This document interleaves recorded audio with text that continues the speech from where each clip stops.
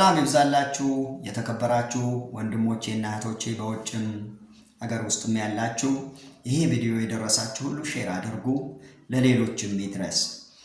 ሰሞኑ አንድ ኮንፈረንስ ላይ አንዳንድ ወገኖቻችን ብዙ ሰው አጥምቀናል፣ ብዙ ሰው ማርከናል፣ እንዲህ አድርገናል ብለው ጮቤ ሲረግጡ አይቼ በጣም ገርሞኛል። ጥሩ ማጥመቃችሁ ግን ምን ብላችሁ ነው ያጠመቃችሁት?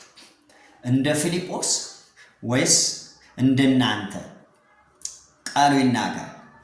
የሐዋርያት ሥራ ምዕራፍ 8 ቁጥር 34 ላይ ጃንደረባውም ለፊልጶስ መልሶ እባክህ ነቢዩ ይህ ስለማን ይናገራል? ስለ ራሱ ነውን ወይስ ስለሌላ አለ። ጥያቄ ነው ጠየቀው።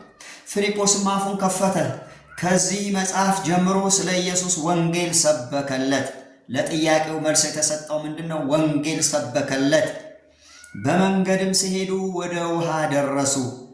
ጃንደረባውም እነሆ ውሃ እንዳልጠመቅ የሚከለክለኝ ምንድነው አለው። አሁንም ጥያቄ ጠየቀ።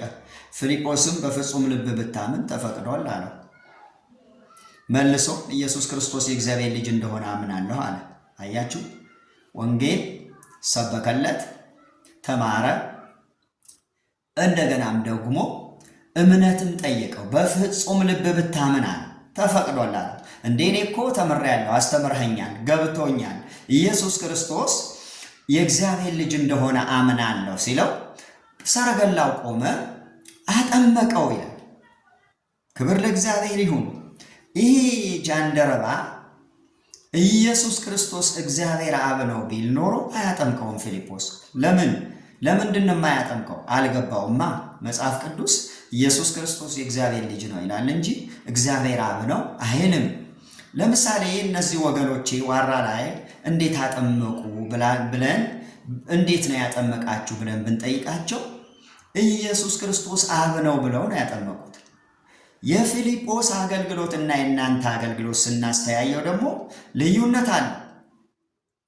መጽሐፍ ቅዱስ ምን ይላል ብሎ በደንብ መጽሐፍ ቅዱስ የሚናገረውን አንብቦ በመጽሐፍ ቅዱሱ መሰረት ማጥመቅም መጠመቅም ማመንም ማሳመንም ማገልገልም መገልገልም ክብር ነው።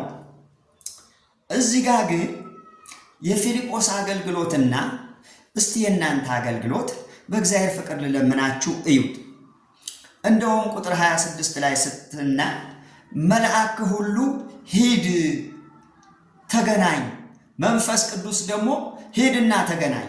እንዴ አንድ ሰው እንዲጠመቅ አንድ ሰው ወንጌል እንዲሰማ መልአክንም መንፈስ ቅዱስንም ፊልጶስን ሲነግሩት ወይም ደግሞ ሲያበረታቱት እናያለን። እና በሞቅታ በግርግር እንዲሁና ተጠመቅ ማለት ምንድን ነው?